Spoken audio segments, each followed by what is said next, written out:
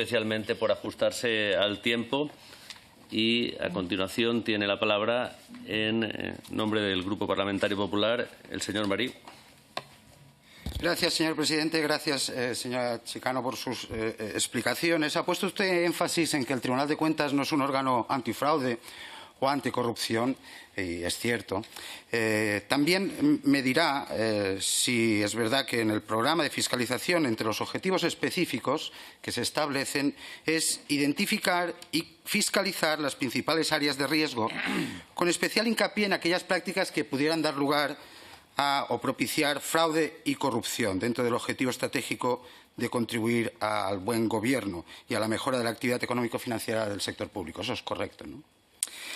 Pues permítame decirle que en una lectura de estos informes, se lo digo con respeto, pues más bien lleva a la conclusión contraria. Más bien llega a la conclusión de que ustedes han hecho hincapié en lo contrario y no han hecho hincapié en aquellas prácticas que puedan propiciar fraude o corrupción. Ustedes, en lugar de poner luces rojas en aquellas prácticas que pudieran propiciar fraude o corrupción, se han dedicado a poner luces verdes y a dar la enhorabuena y a blanquear las situaciones irregulares. Dígame, respecto del informe circunscrito a la Administración Económica del Estado, ¿es correcto que se hace un informe previo en marzo del 23 y que luego se hace un informe definitivo en diciembre de 2023? ¿Es correcto?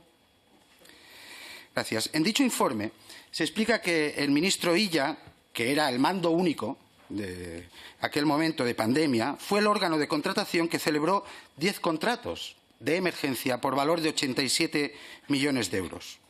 Y en el proyecto de informe se dice que uno de ellos, 32 millones, era para la gripe estacional, que se celebra cada año, y que, por tanto, el señor Illa, en el proyecto de informe se dice, no podía contratar de emergencia y a dedo ese contrato.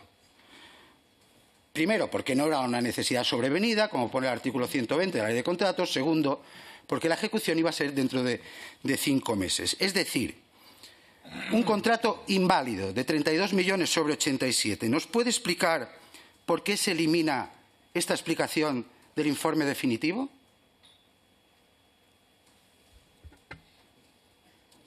El Tribunal de Cuentas, como ya le he dicho, actúa en pleno y las eliminaciones o las aportaciones se producen después de los procesos de debate. El informe, que es el último que se ha aprobado, por cierto, al que usted hace referencia, tiene exactamente las réplicas y contrarréplicas que los distintos consejeros, y no solamente los distintos consejeros, sino los ministerios, que son los que aportan en alegaciones, han hecho. Si a usted lo que le preocupa es que se ha utilizado un dinero en algo que no estaba previsto, le diré que eso hubiera dado lugar a una responsabilidad conmutable. También le digo que la única que, por otra parte, nosotros podemos juzgar, no podemos hacer no podemos derivarnos a ningún otro tipo de responsabilidad, ni penal, ni siquiera expedientes de sanción administrativos, solamente la contable. Y la responsabilidad contable no la iniciamos de oficio, sino que se inicia a través de nuestros informes por una denuncia del fiscal o del abogado del Estado que no se han producido. Sí que hay conclusiones en las que se relatan las deficiencias más comunes.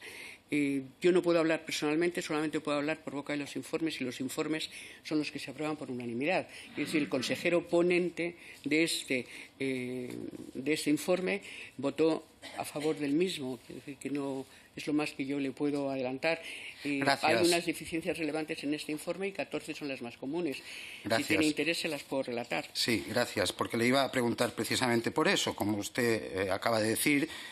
Y usted sabe, además, la falta de obligación válida y legítima que justifique la salida de fondos es lo que es uno de los supuestos, ¿no?, de responsabilidad contable por alcance. Si el contrato se hizo por emergencia cuando no se podía hacer por emergencia, se adjudicó a dedo, es uno de los supuestos de responsabilidad contable, y usted nos acaba de contar que el fiscal no decidió abrir ese informe.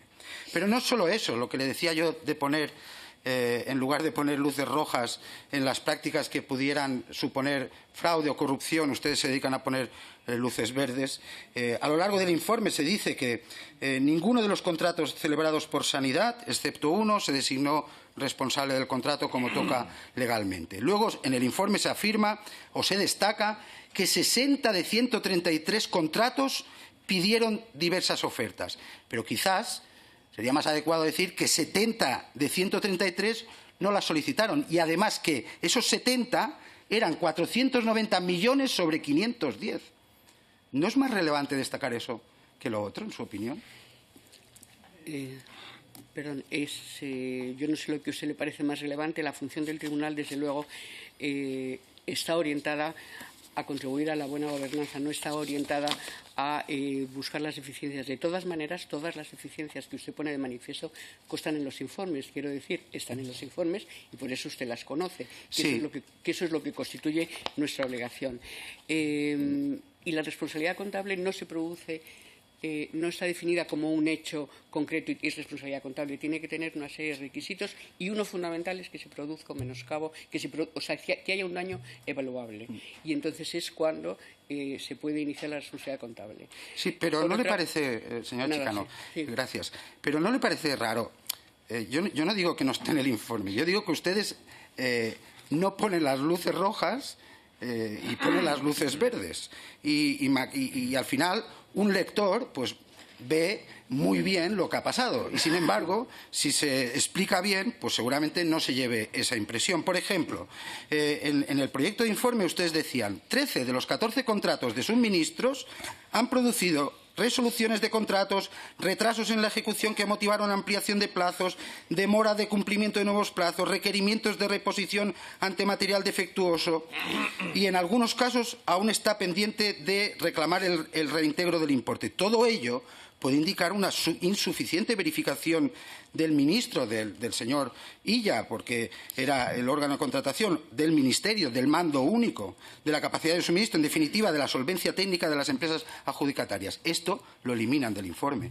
O luego, cuando se habla de las mascarillas, se dice, no obstante, se aprecia, porque el lío que hubo de compras y ventas de mascarillas y ahora las compro yo y luego las compran los otros y al final se produjeron compras duplicadas, pues en el informe previo se dice, oiga, si bien fueron receptores ya en el mes de abril de diverso material adquirido por el Ministerio de Sanidad, realizaron después contrataciones posteriores con sus propios presupuestos que resultaban contradictorias con los stocks que disponía el Ministerio de Sanidad. Y esto también se quita del informe definitivo. Y en las conclusiones, el informe provisional respecto del grado de concentración de los adjudicatarios, que convendrá conmigo que es una cuestión muy relevante por lo que ahora estamos viendo, se dice que respecto al grado de concentración de los adjudicatarios, 4 contratos de compra de mascarillas por valor de 217 millones fueron adjudicados el mismo día por el Ministerio de Sanidad a la misma empresa intermediaria española cuyo objeto social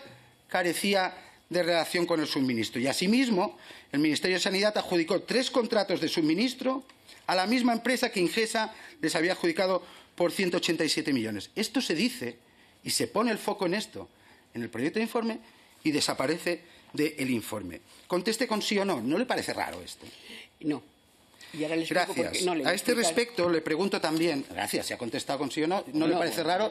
No le parece raro, yo Un lo segundo, entiendo. señor Marí. No, es que le quiero explicar por qué no Ya, me pero parece tenemos raro. poco señor. tiempo. Bueno, Tenemos pero poco es que a mí me han tiempo. llamado para que Disculpe, señora explique. presidenta, disculpe, señor portavoz. Si les parece, yo en la medida en que fluya... Macarena, no tiene la palabra. Tiempo. Sí, en la medida... Sí, no se preocupe, pausamos el tiempo. En la medida en la que fluya la conversación entre el compareciente y el portavoz, intentaré no ir dando palabras porque si no interrumpo yo mismo y me consumo yo dando las palabras. Pero sí que les pido que si la compareciente quiere expresar, no la corte usted. Si quiere expresar... Si hacemos un pacto... Déjame intervenir, déjame finalizar. Y por tanto no le diga a usted, conteste con un sí o no y ella puede expresar algo más si lo considera oportuno. No tiene usted la potestad para negarle que explique lo que considere. Así que si les parece, concluye con su explicación, si le parece, de manera breve, en aras a facilitar el debate, y continúa el señor portavoz. Voy a intentar ser muy breve. Sí, he cometido una ingenuidad, y es hacerle caso y decir sí o no, porque tiene una explicación, y tiene una explicación clarísima. El informe definitivo es el que aprobó el Pleno. El otro informe, no sé de dónde lo ha sacado usted, pero me lo puedo llegar hasta a imaginar. Pero el informe definitivo es el que aprueba el Pleno y el que presenta el ponente al Pleno. O sea, es el que presenta el ponente al Pleno después de contrastar con alegaciones y observaciones. Gracias. Señora Chicano, usted, por el conocimiento que tiene de los informes y las normas técnicas, ¿se realizaron pruebas en estos informes para verificar que no hubo concertación previa a la adjudicación de los contratos? Es decir, que no estaban de acuerdo previamente a la adjudicación la Administración y los contratistas. No. No, y además no tenemos que examinar esa cuestión. ¿No? No, en absoluto. Y además también parece estar usted olvidando una cosa, y es que en el examen de todos los contratos se han analizado cuestiones que no eran objeto de examen porque están excluidos de la legislación de emergencia.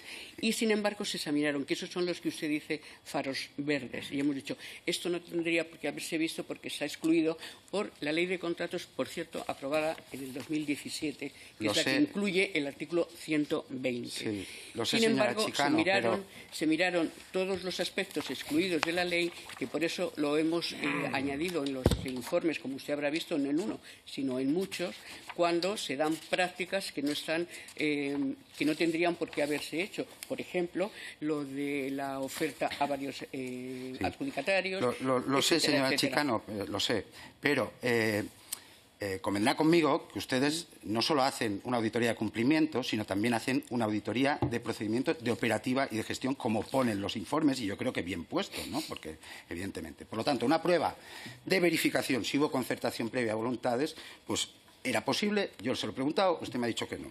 Y también le pregunto si se realizaron pruebas tendentes a obtener evidencia de que no había vinculación entre las diferentes empresas adjudicatarias, eso que hemos visto que quitaron del informe final. ¿Se realizaron pruebas para verificar si había vinculación, eran empresas vinculadas o no? Esto estaría absolutamente fuera de nuestras funciones y no podríamos hacerlo. Teníamos que dirigirnos al sector privado y eso no lo podemos hacer nunca, como tampoco podemos examinar concertación ilegal, porque sería entrar en la producción de un delito que no nos corresponde a nosotros, que es otro tipo de jurisdicción. De acuerdo, tampoco pudieron hacer eso. No pudimos, no podíamos. No, por la razón que usted ha expuesto, pero, oiga, al final es lo que es. 33 millones de euros al aire entre devoluciones no reclamadas, material defectuoso no reclamado, demoras, penalizaciones.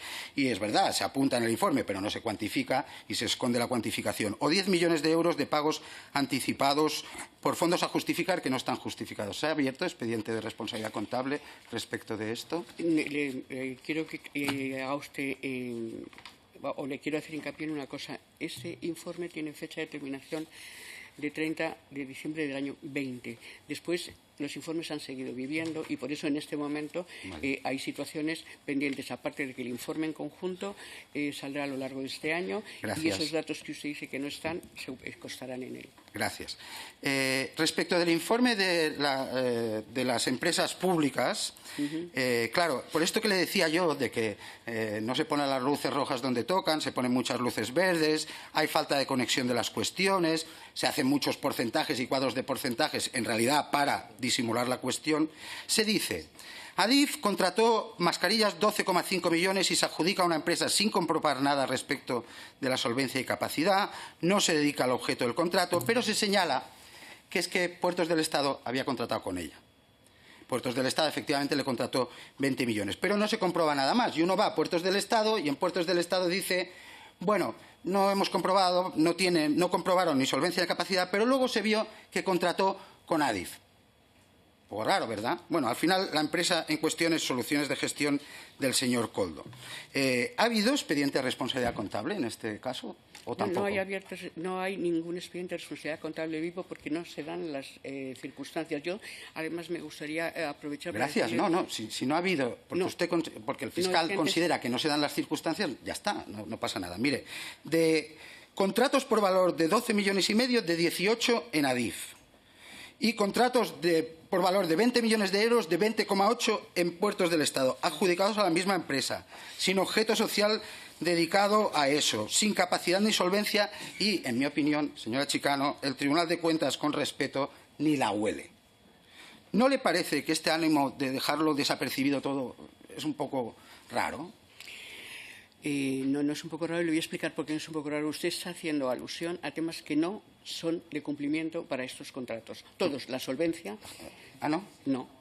Están excluidos por el artículo 120. La capacidad están excluidos por el artículo 120. De hecho, nosotros los señalamos como buena práctica, como usted dice, faro verde, en los casos en que lo hacen.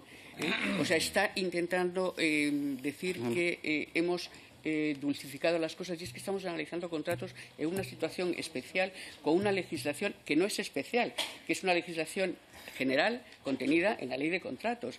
Y sobre eso es lo que nos hemos pronunciado. Lo sé, yo se lo agradezco, señora Chicano. Y además, a los dos informes pero en todo caso, claro, este cúmulo de irregularidades groseras en la contratación, las detectadas, porque algunas las detectan, y las no detectadas. Estos supuestos en el que el proyecto del informe dice una cosa y en el definitivo lo borran, ¿no?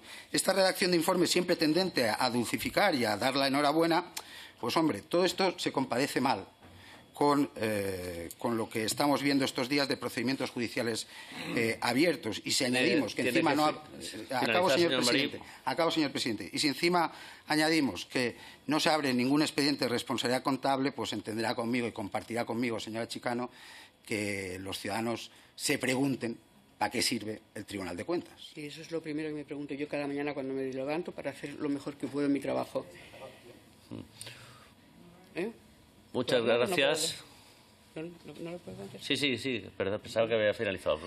No, es que usted se está refiriendo a temas que no son de la jurisdicción contable.